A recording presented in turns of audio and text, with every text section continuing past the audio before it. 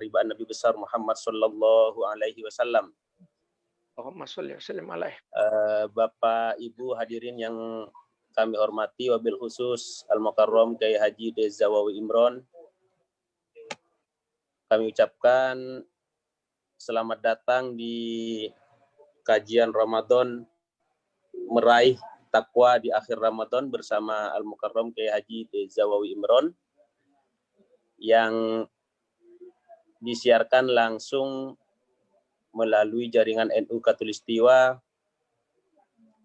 dengan didukung oleh PT Nusantama Putra Mandiri, Nusantama Residen, atas dukungan teman-teman dari berbagai daerah, baik di Pontianak, Kalimantan Barat, Mempawah, Ketapang,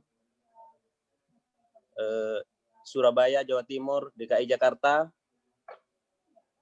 dan Kabupaten Sumeneb, Jawa Timur. Semoga kajian ini bermanfaat bagi kita bersama. Untuk mengawali acara ini, mari kita mulai dengan membaca Ummul Kitab.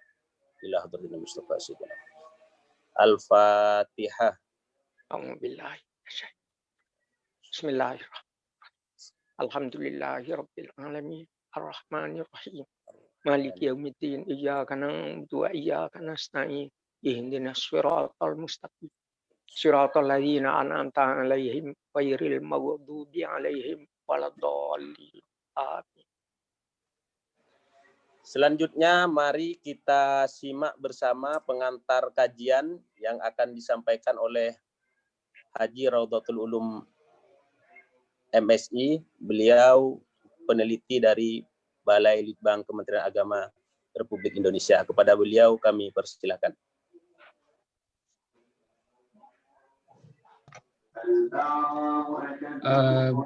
Terima kasih kepada host yang pada malam ini, yang semoga menjadi haji nanti, calon haji Subro.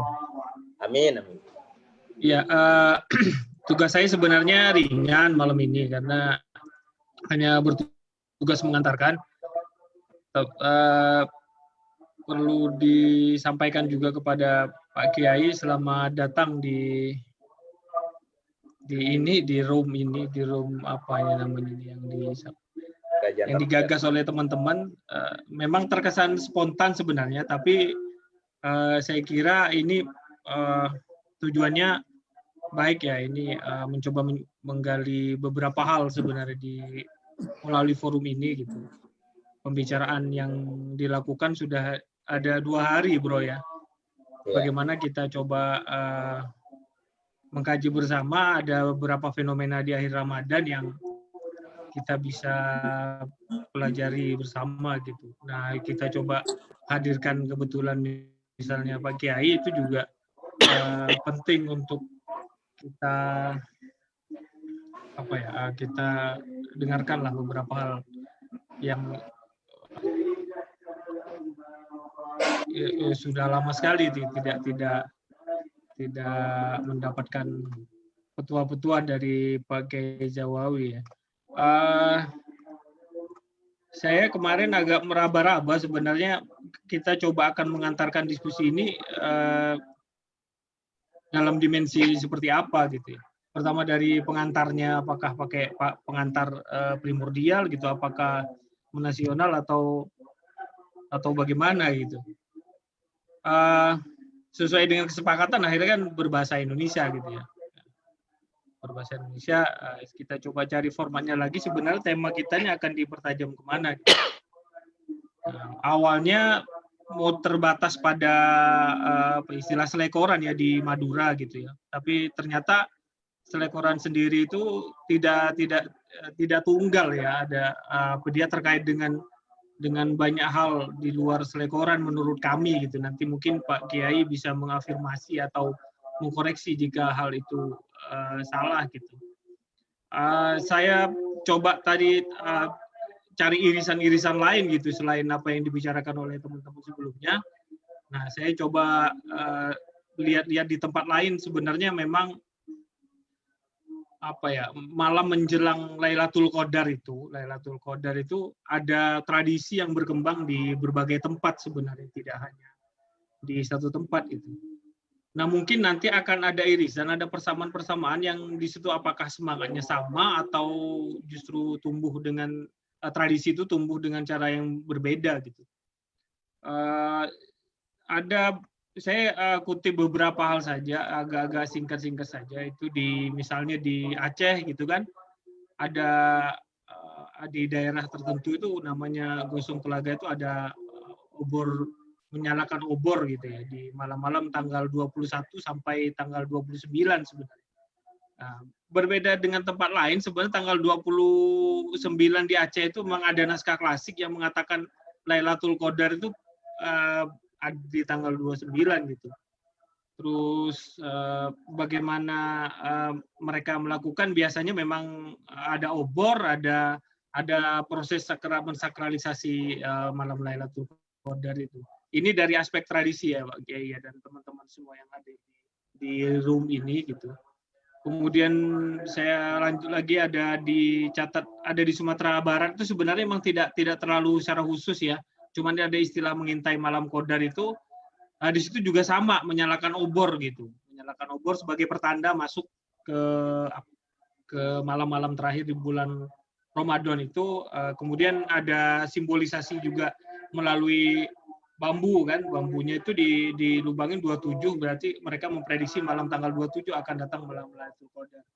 Tujuannya ya mereka berharap bahwa malaikat akan turun di rumah mereka gitu. Kemudian ada tradisi di Riau itu ada namanya Nujuh Likur. Nujuh Likur dari 27 sebenarnya, 20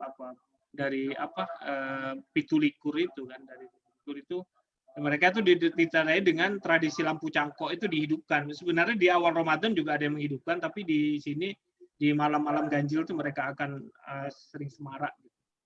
Itu juga pertandanya selalu dengan obor itu. Kemudian berikutnya di Kalsel ya, di Kalsel itu ada istilah Bata Tarangan di daerah Hulu Sungai Tengah itu. Kemudian ada Festival Tanglong sebenarnya di Banjarmasin. Ini sebenarnya selalu simbolisasi untuk mereka masuk ke malam-malam mulia itu dengan obor gitu ya, dengan lampu teplek kalau di sana itu ya, lampu Bata Tarangan itu juga obor yang bambu, kemudian kalau Tanglong itu mirip lampion gitu.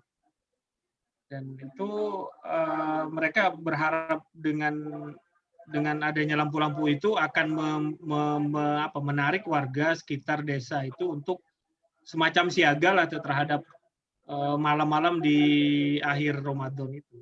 Kemudian kalau di Bugis mungkin banyak ya, saya coba ambil saja yang salah satunya adalah bakar lilin palang itu. Palang itu semacam lilin tradisional yang terbuat dari kemiri dan jumlahnya ganjil. Nah, yang unik tuh kalau mau ditarik irisannya di masing-masing tempat tuh sama juga pasti akan ada simbolisasi ganjilnya di obor entah apa itu yang dibuat oleh mereka itu. Kalau di Maluku itu agak lumayan banyak ya. Jadi selain Jawa sebenarnya yang memuliakan Lailatul Qadar itu, memuliakan malam-malam ganjil itu Maluku itu termasuk yang semarak ya. Saya pernah ke sana itu di salah satu tempat itu namanya Kei. Itu dicari di mana itu Kei, itu di tengah samudra, teman-teman bisa cari di sana itu. Ada beberapa yang unik ya di sana, yang bisa dibaca di share itu kalau bisa. Ada istilah ocoran atau ronda obor itu, ada istilah malam 7 likur itu juga dikenal hampir di sebagian besar Maluku ya. Kalau di bagian Seram Barat itu ada istilah tupat jiwa. Tupat jiwa itu adalah ketupat yang nantinya dibagikan ke orang yang itikaf di masjid. Sama juga tupat air itu di istilah Seram bagian timur aja. Kemudian ada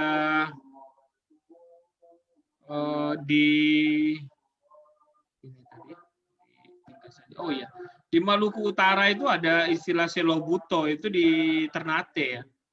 itu nancapkan tongkat depan rumah di pisang, enau, jagung dan tebu itu nanti juga akan boleh mengambil orang yang lewat. Nanti puncak obor itu yang dikeliling itu di tanggal 27.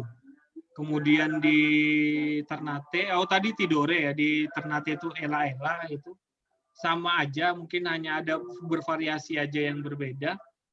Kemudian di Kepulauan Riau itu tadi udah ya, tadi salah.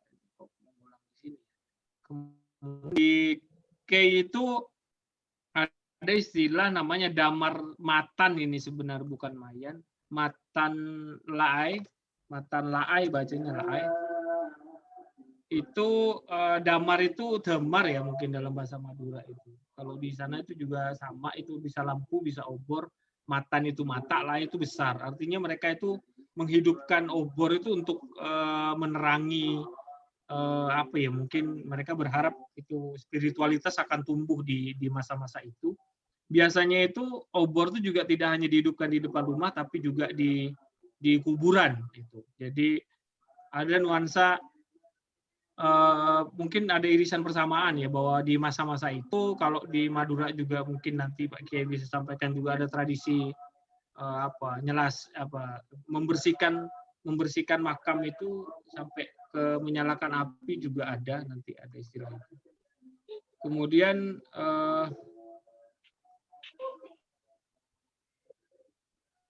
ya di Jawa saya kira akan lebih banyak. Kenapa saya tidak secara khusus membahas Jawa dan Madura? Nah, mungkin nanti porsinya nanti Pak Kiai akan lebih banyak membahas tentang selekoran itu. Kemarin itu ada istilah selekoran yang coba ditawarkan. Ini sebenarnya ada apa sih di dalam tradisi selekoran itu? Yang di Jawa tuh mungkin istilahnya selikuran gitu. Saya kira itu bagian yang saya sampaikan, tugas dari Subro gitu. Kita akan coba menakar ulang pengetahuan kita itu tentang memahami apa itu malam Lailatul menjelang malam-malam ganjil lah, kira-kira begitu. Paling tidak menurut saya ada tiga hal tiga aspek yang menurut kita harapkan keberkahan, itu pengetahuan tentang religiusitas itu bagaimana orang kemudian melakukan ibadah di bulan Ramadan, terutama di malam-malam ganjil itu. Kemudian ada aspek spiritualitas, apakah kemudian religiusitas itu punya korelasi yang kuat terhadap membangun spiritualitas selama di malam-malam ganjil itu. Kemudian ada aspek tradisi yang sudah saya coba carikan irisan-irisannya itu. Saya kira mungkin bisa saya tawarkan itu, nanti teman-teman juga bisa memberikan tanggapan itu tentang persamaan tentang simbolisasi obor dan mungkin ada persamaan lain di masyarakat Melayu Kalimantan Barat atau masyarakat Madura atau Jawa yang diaspora di Kalimantan Barat itu dengan tradisi-tradisi di malam di malam ganjil di menjelang akhir Ramadan. Saya kira demikian bro, nanti waktu ini tadi nggak ditetapkan berapa lama saya harus sampaikan pengantar ini, tapi saya kira ini sudah cukup bisa memberikan gambaran kepada teman-teman.